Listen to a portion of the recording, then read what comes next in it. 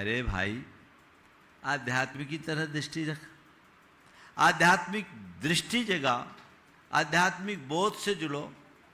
तू अपने आप को कमतर क्यों मान रहा? तू तो अतुलनीय है, तू अपने आप में परफेक्ट है, परिपूर्ण है, तुझे और किसी की जरूरत ही नहीं। तू जो है, जैसा है, वह अपने आप में पर्याप्त है।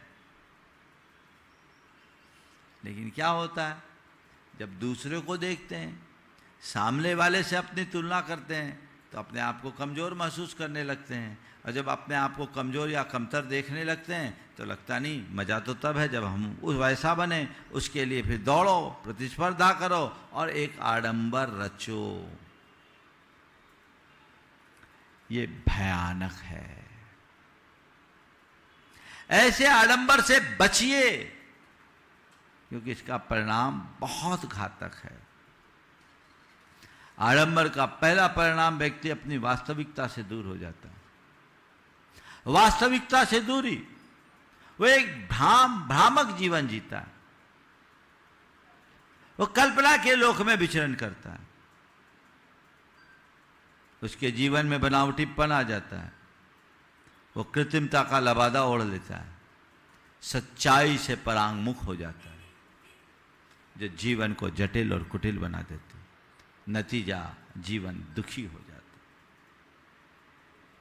क्या जरूरत है? जैसे हैं अपने आप को वैसे ही प्रस्तुत करो ना भाई।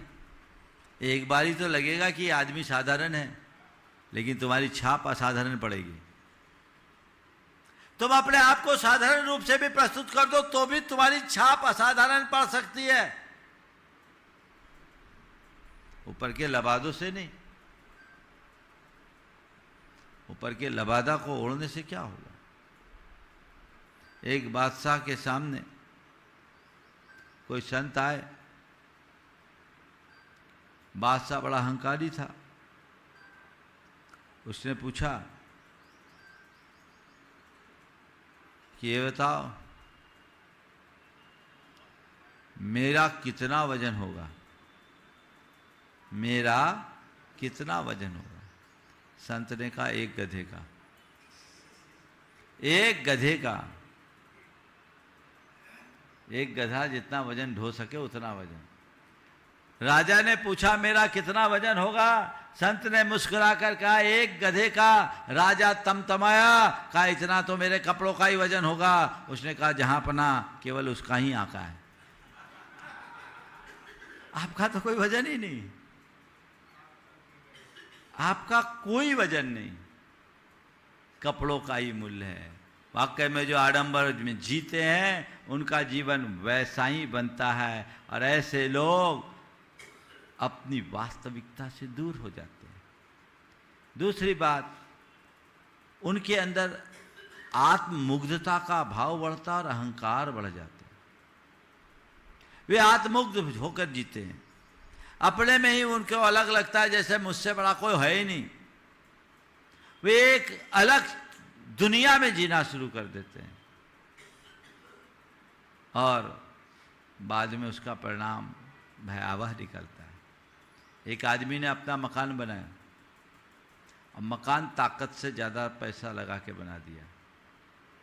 अब बना तो दिया, किया क्या? क्षमता थी नहीं। बैंक से तो लोन लिया सो लिया है, मटेरियल भी इससे उससे उधारी में लगा दिया। मकान बन गया, गृह प्रवेश कराया और गृह प्रवेश कराने के बाद एक बार उसका दोस्त आया और उसने कहा कि भैया, मैंने जो घर बनाया है इसमें लाखों रुपया लगा है, मेरा घर लाखों का है। उसने कहा, धीरे से पूछा, घर तो लाखों का दिख रहा है, भीतर क्या है? घर तो लाखों का दिख रहा है, भीतर क्या है? उसने कहा, तनाव, चिंता और आडंबर, इसके अलावा कुछ नहीं। और क्या बचा? तनाव, चिंता, आडंबर। अब पैसा कैसे चुकाए? इसकी चिंता, रात भर सबका दिन रात प्रेशर। और ये आडंबर तुमने बना दिया।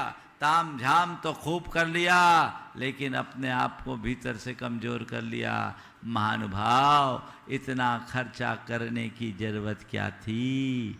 जितनी कुवत थी उतना कर लिए होते तो ये दुर्दशा क्यों होती? ऐसे लोग जो अपनी क्षमता से बाहर ओवर एस्टिमेट काम करने लगते दिखावा में। एक ने अपने बेटी की शादी की, 2 करोड़, क्षमता कुछ नहीं थी, पर शादी इतनी बड़ी कर दी। अब इधर उधर से जुगाड़ करके तो कर दी। अब लेनदार जब सामने खड़े होने लगे तो टेंशन आ गया, अब कहाँ से चुकाएं, कहाँ से चुकाएं, कहाँ से चुकाएं। एक रोज़ मेरे पास आया, बोला महाराज जी बहुत बड़ा कर्जा हो गया, 2 करोड़ का कर्जा है, समझ में नहीं आता क्यों कैसे चुकाएं। हमने कहा क्या बात है भाई, ये कर्जा कैसे चढ़ गया तुम्हारे ऊपर?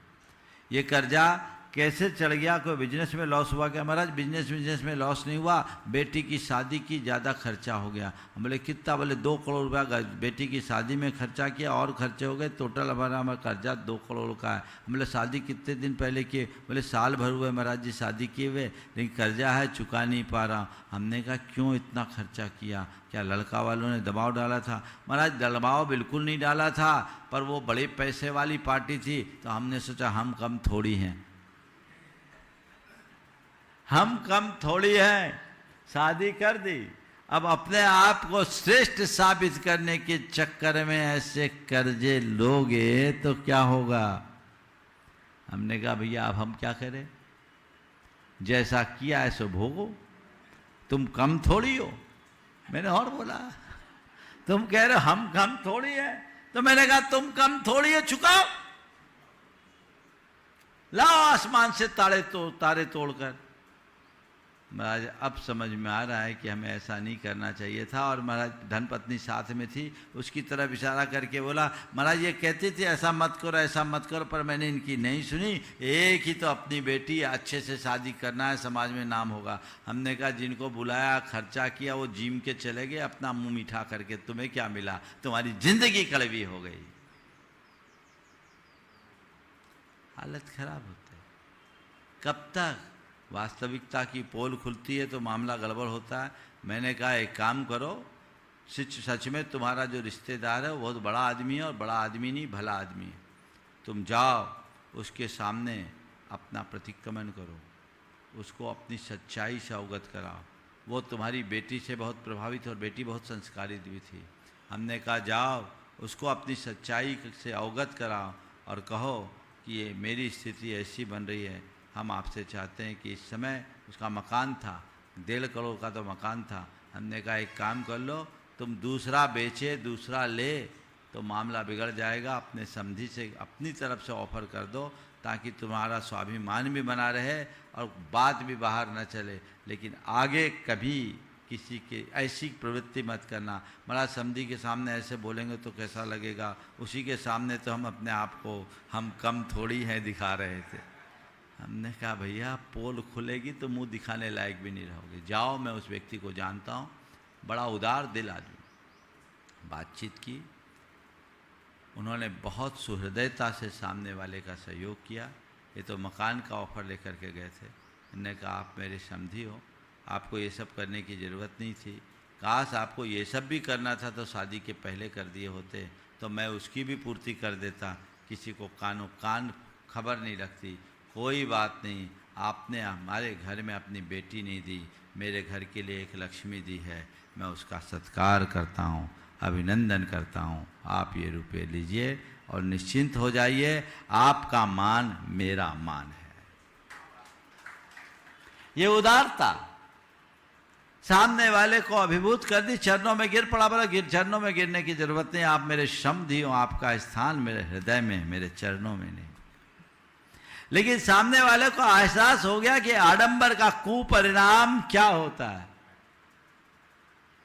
ऐसे आडंबरपूर्ण कार्य करने की जरूरत ही नहीं। अहंकार पुष्ट करोगे, अशांति को आमंत्रित करोगे।